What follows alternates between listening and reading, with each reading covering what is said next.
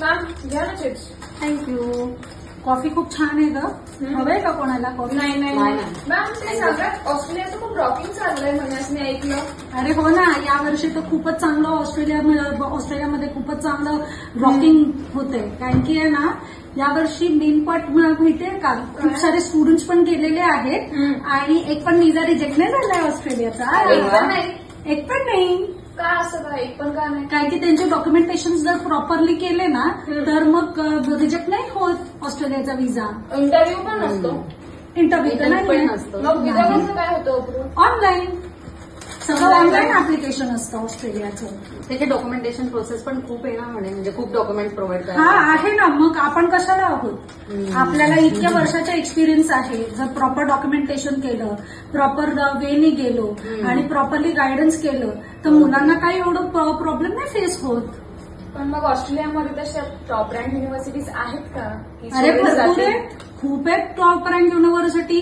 मोनाश university, university of Queensland, university of Adelaide, university of New South Wales आणि main म्हणजे आपले सगळे students top rank युनिव्हर्सिटीमध्येच गेलेले. सगळे आता ज्यांचे विजा झाले ते सगळे.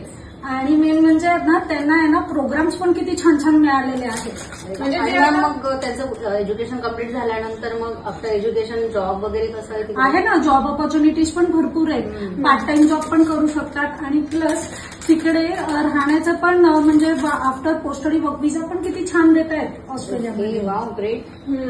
आणि ऑस्ट्रेलिया असं सेटल होण्यासाठी पण बेस्ट कंट्री असं मी ऐकलंय, ते खरं आहे का? हो, ऑस्ट्रेलियामध्ये आहे ना तुम्हाला PR होणं म्हणजे PR घेण्याचे पण चान्सेस आहे आणि बेस्ट पाथवे आहे तो, म्हणून तर पॉप्युलर कंट्री आहे ना ती.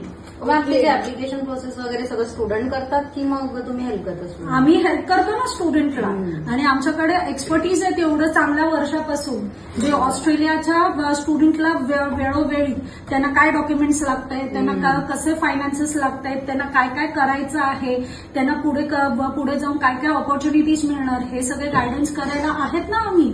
म्हणजे स्टुडंटला एकदम हॅझल फ्री आहे. जर स्टुडंटनी व्यवस्थित डॉक्युमेंटेशन केलं, व्यवस्थित जर स्टेप बाय स्टेप जर काउन्सिलरनी जे काही स्टेप सांगितले ते व्यवस्थित पालन केलं तर मग काहीच नाही.